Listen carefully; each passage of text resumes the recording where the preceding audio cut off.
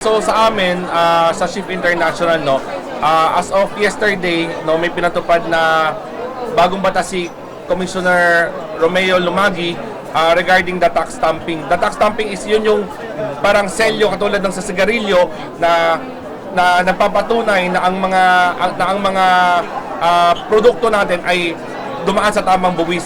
So sa amin naman sa Shift International, we support the BIR government. We also support all the government to make everything legal sa legality natin, no. So kami, no, sa company namin, we are happy that the BIR is doing everything na para ma-check at ma-cut down yung mga illicit na products, vape products natin.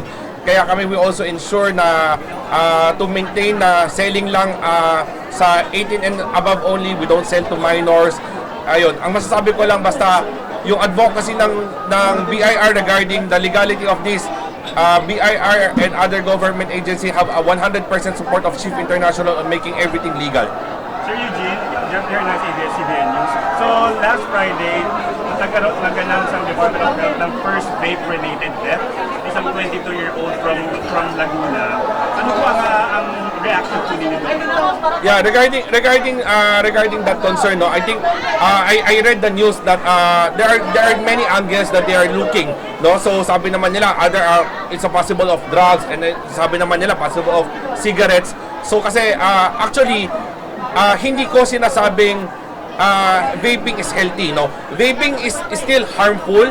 It is maybe much lesser harmful than cigarette kasi wala siyang tar, wala siyang ano. So kami sa Shift, we don't tolerate people to use vape.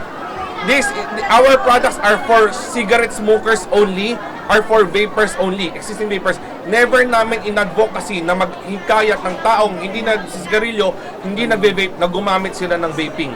Oo, so yun naman yung sa amin. Bakit Shift ang number one kahit na may mas murang vape? Actually, Shift right now, no, I can say I cannot consider ourselves number one. So kami siguro yung tanong mo na bakit maraming mabababa, this is what we call the illicit products. Yan yung mga hindi nagbabayad ng tamang buwis. Yan yung actually proyekto ngayon ni Commissioner Lumagi na mawala ang mga illicit na yan para matigil yung mga illicit na yan, mga dumadating dito sa Pilipinas na hindi nagbabayad, hindi dumadaan sa tamang examination, walang proper health protocol. So sa amin naman sa Shift, mas mataas man ang produkto namin pero makakasigurado sila na quality and siguradong bayad ang taxes, at ang mga shop owners, ang mga sellers, hindi nila kailangan matakot na mag-display ng mga products namin kasi ngayon, especially in the vaping industry, hinuhuli nila ngayon yung mga illicit products. So ang possible may fine, possible may kulong ang mga shop owners. So lagi namin pinapalahan ng mga shop owners, choose the brand wisely, anong gusto nila i-carry. Kasi malaki ang penalty na yan, which we support also the government on this. Sir Eugene, sinabi po ng Department of Health, nag-launch po sila ng campaign na wag mag-yosi, wag mag-vape. Ano po ang masasabi ng industry, being the industry leader po sa vape? Yeah, sa akin naman, all I can say right now is we all know vaping is not good, but people still use it, maybe for relaxation, maybe for their own needs, no. Vaping is also not good. Ako as the owner, I will say I'm not recommending that vaping is good for your health. Vaping is still dangerous for your health, but again, our products are for those who are existing vapers, existing smokers only. We don't tolerate, we don't push, hindi kami naghihikayat ng mga tao, lalo na ng mga hindi gumagamit, na matuto sila.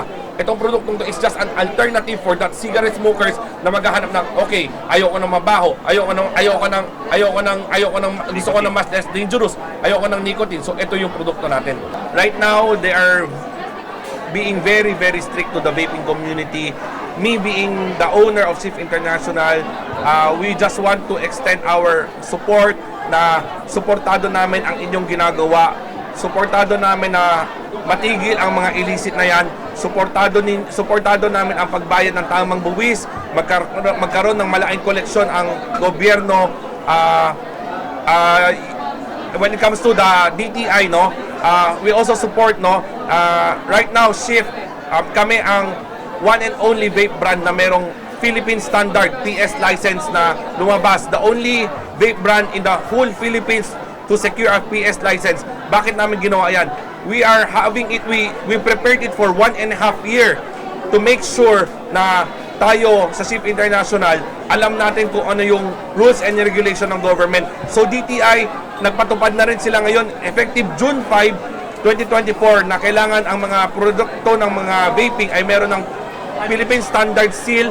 So tayo lang ang only brand na meron nun. Ang BIR, when it comes to collection of taxes, nagtaas ng mga taxes, nag-impose ng mga stamping, suportado din natin ang BIR doon. So all the requirements of FDA, kung ano man ang mga kailangan, lahat yan ay meron tayo, kompleto tayo ng papeles.